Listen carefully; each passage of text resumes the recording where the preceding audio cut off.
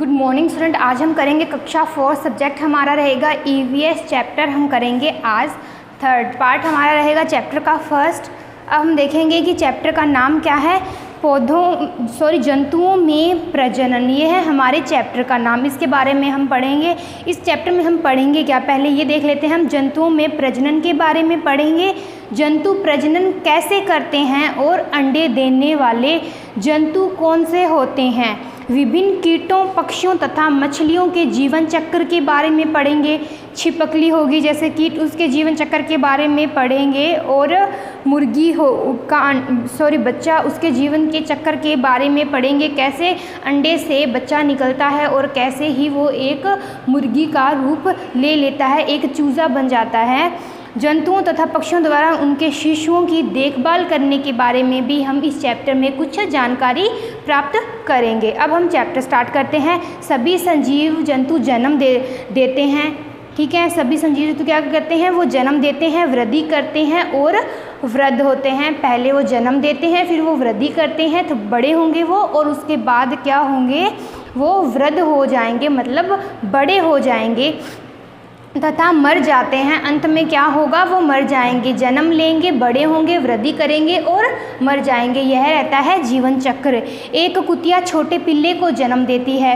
कुतिया यह प्रक्रिया जिसके द्वारा संजीव जंतु अपने जैसे जंतुओं को जन्म देते हैं तथा इसे क्या कहते हैं, प्रजनन कहते हैं।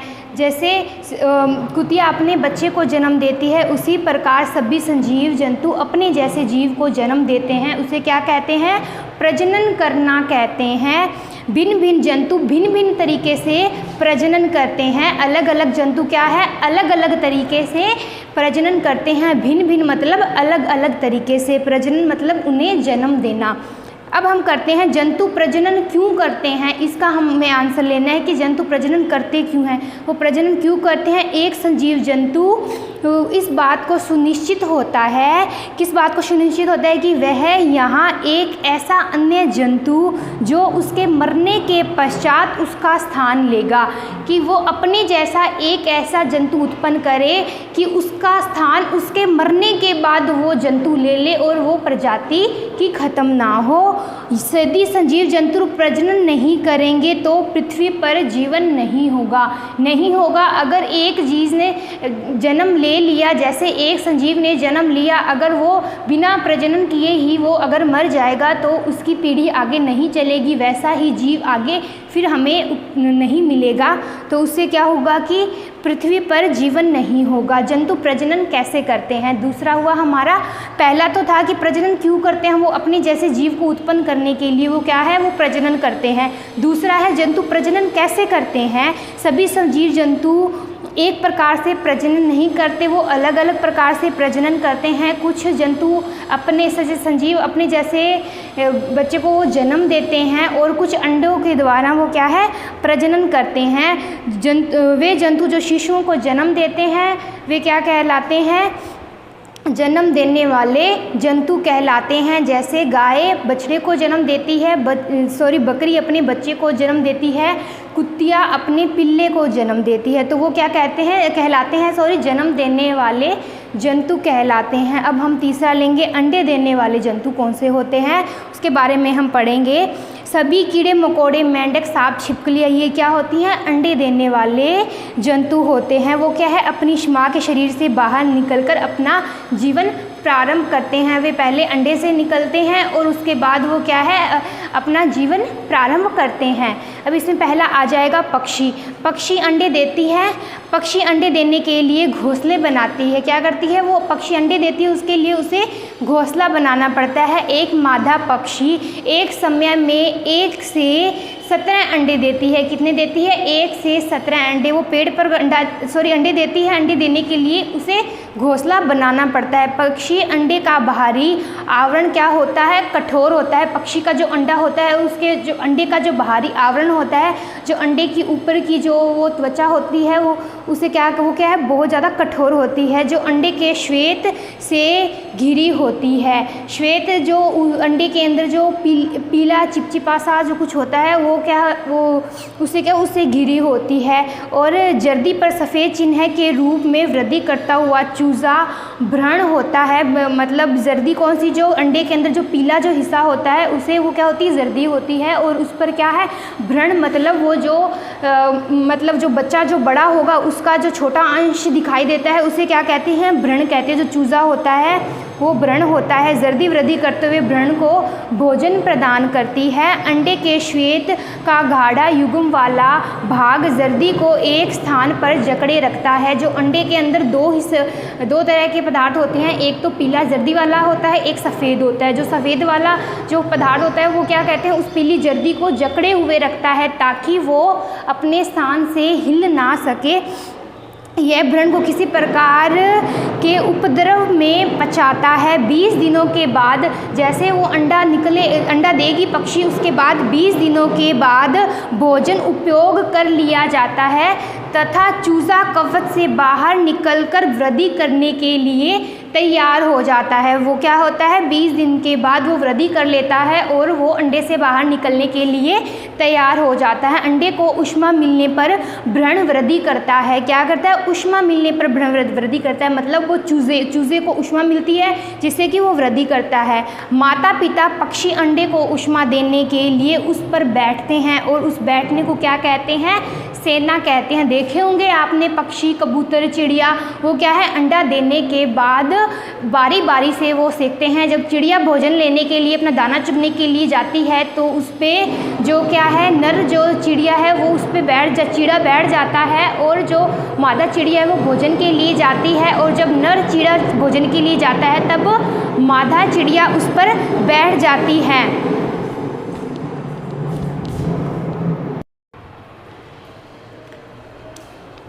कीड़े मकोड़े जैसे मधुमक्खी, घरेलू मक्खी, तिलचट्टे, मच्छर आदि भी क्या करते हैं, अंडे देते हैं। अब ये अंडे किस प्रकार देते हैं और कैसे देते हैं वो हम देखते हैं। तिलचट्टे का जीवन चक्र हम पहले देखेंगे कि पहले तिलचट्टा इसकी 3 अवस्थाएं होती हैं। पहले क्या है, एक छोटा सा अंडा आता है, फिर अंडे से क्या है, छोटा भ्रूण बाहर निकलता है, छोटा बच्चा। फिर उसके बाद क्या है, वो धीरे धीरे तिलचट्टे का रूप ले लेता है। पुस्तकों, वस्त्र तथा अन्य वस्तुओं पर वो क्या है, अंडे देते हैं। ये ये मच्छर वगैरह होती है ना, मक्खियाँ, ये क्या करती हैं, ये पुस्तकें जो होती हैं, जो वस्त्र होते हैं उन पर क्या है, वो अंडे देती हैं, जो अंधेरे स्थान पर रखे होते हैं, जो हमें दिखाई नहीं देते। अंडे से निकलने वाले शिशु तिलचट्टे को क्या कहते हैं, नीफ क्या कहते हैं, नीफ कहते हैं। अंडे से जो निकलने वाला तिलचट्टा होता है, जो शिशु होता है, उसे क्या कहते हैं, नीफ कहते हैं। यह एक वयस्क की तरह दिखाई देता है किंतु इसका आकार छोटा होता है।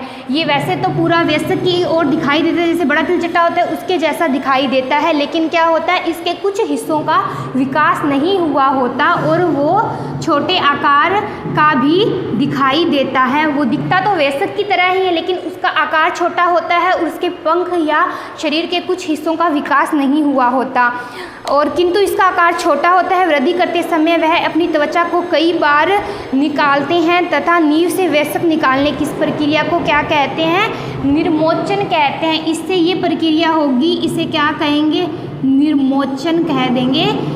ये अंडे से जो बाहर निकलने की ये प्रक्रिया उसे नीफ कहेंगे, और नीफ जो से वो पूरा तिलचट्टा बनने की जो प्रक्रिया होगी उसे क्या कहेंगे, निर्मोचन कहेंगे।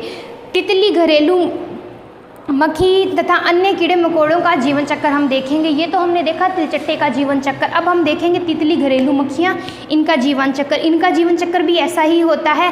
कीड़े मकोड़े, मक्खी, तितली आदि अंडे द्वारा प्रजनन करते हैं। अंडों का बाहरी आवरण क्या होता है, जरायु का बना होता है। जो इनके जो अंडे का जो बाहरी आवरण होता है तितली का, वो क्या है, जरायु से बना होता है। अंडे, जब अंडा टूटता है एक छोटा जीव उससे अंडे से बाहर निकलता है। तितली अंडा दे देती है और उससे एक छोटा जीव बाहर निकलता है, यह लार्वा कहलाता है। जो छोटा जीव बाहर निकलेगा वो क्या कहलाएगा?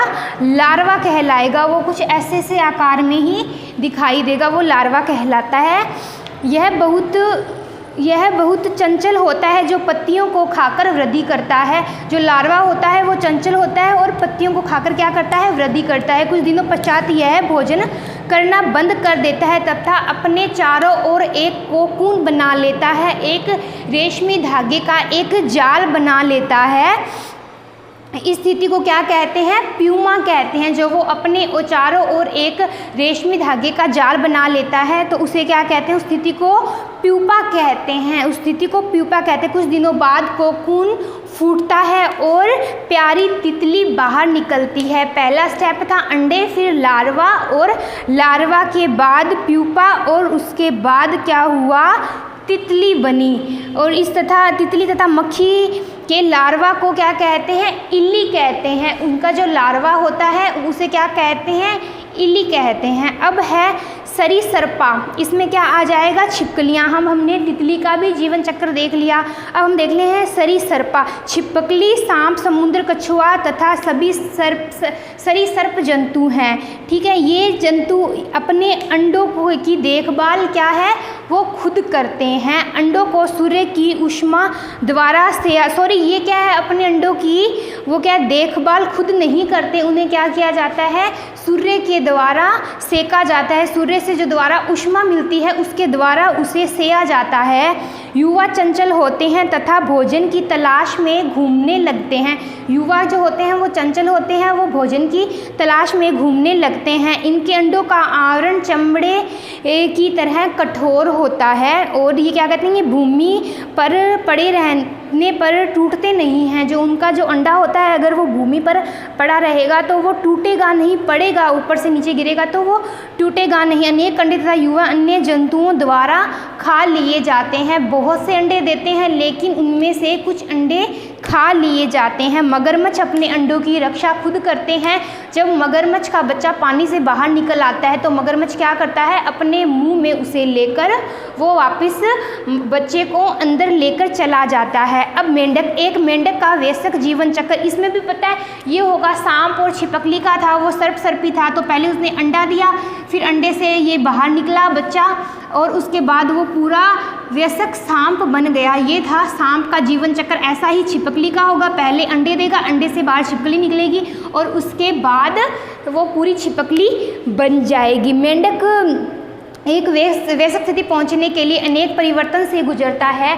जैसे कि ये यहाँ बताया गया है, ये मेंढक का है। तो इसमें क्या करते हैं? वो पानी में क्या है? मेंढक अपने अंडे देता है। अंडे देने का छोटे छोटे अंडे होंगे, अंडे से फिर ये इसका जो छोटा हिस्सा है वो बाहर निकलेगा। मेंढक एक उभयचर है। ये अपने जीवन के प्रथम चरण में जल में व्यतीत करता है। ये जल में ही अंडे देता है और भूमि पर भी समय व्यतीत करता है, क्योंकि जल में भी रहता है और भूमि पर भी रहता है। मादा मेंढक जल में एक वयस्क रूप में सैकड़ों अंडे देती है। सैकड़ों अंडे मतलब जिसके बहुत से अंडे होते हैं जिसकी गिनती नहीं होती। अंडों की रक्षा एक गाढ़ी जेली द्वारा की होती है। वो अंडे आपस में चिपके हुए होते हैं। ये सूर्य द्वारा ऊष्मा प्राप्त करते हैं। ये भी यहाँ भी मेंढक खुद उसे नहीं करता, इसकी भी क्या है? वो सूर्य के द्वारा ही उसे ऊष्मा प्राप्त करते हैं। ये अंडे से बाहर निकलने वाले युवा मेंढक बैंगची कहलाते हैं। अंडे से ये बाहर निकला ये युवा मेंढक ये कहलाता है बैंगची कहलाता है। ये पहले क्या है? ये अंडे से युवा मेंढक बाहर निकला जो बैंगची कहते हैं। फिर इसकी दूसरी स्थिति ये थोड़ा बड़ा होगा, ठीक है। उसके बाद ये थोड़ा बड़ा हुआ, फिर उसके थोड़े शरीर में थोड़े और बदलाव आते हैं। फिर वो उसने शरीर के हिस्सों में थोड़ी और वृद्धि की और ये मेंढक का पहला, दूसरा, तीसरा और चौथे चरण में पहुंच गया। पांचवें चरण में वो क्या है? मेंढक बनता है। उसके कुछ वो मेंढक के आकार में नज़र आने लगता है और लेकिन उसकी क्या होती है? एक छोटी सी पूंछ बाहर निकली हुई होती है। और कुछ समय पश्चात जैसे जैसे समय बढ़ता जाता है मेंढक अपनी अवस्था में वृद्धि करता रहता है जब तक कि वो एक वयस्क मेंढक नहीं बन जाता। तो इसकी जो पूंछ है वो चली जाती है, वो पूंछ नहीं रहती, वो पूंछ ख़त्म हो जाती है उसकी। इसके आगे ये पैर, उसके जो आगे के पैर हैं ये दिखाई देते हैं, धीरे धीरे पूंछ गायब हो जाती है तथा यह वयस्क मेंढक के रूप में वयस्क मेंढक का रूप ले लेता है और उस रूप को हम क्या कहेंगे, रूपांतरण कहेंगे। उसकी पूंछ गायब हो जाएगी और आगे के पैर निकल आएंगे। यहाँ देखो पूंछ तो है लेकिन पैर नहीं है, यहाँ भी पूंछ है लेकिन पैर नहीं है। लेकिन जैसे जैसे वो वयस्कता की ओर बढ़ता जाएगा उसकी पूंछ तो गायब हो जाएगी और पैर बाहर निकल आएंगे। अब है मछली। मछली का भी कुछ ऐसा ही जीवन होता है। पहले ये ऐसा देखेंगे, उससे क्या है, पहले तो मछली अंडे देती है, बहुत से अंडे देती है, छोटे छोटे अंडे दिए। उससे क्या होगी कि मछली बाहर निकलेगी, ठीक है। उसके बाद थोड़े रूप में वो मछली क्या है, अपना रूप ले लेगी, वैसे वो मछली बन जाएगी। यही मछली का जीवन। जब मछली भी पानी में छोटे छोटे अंडे देती है, इनमें से कुछ शिशु मछली के रूप में वृद्धि करते हैं तथा कुछ अन्य मछलियों के द्वारा खा लिए जाते हैं। तो आज के लिए इतना ही, आगे हम नेक्स्ट वीडियो में करेंगे।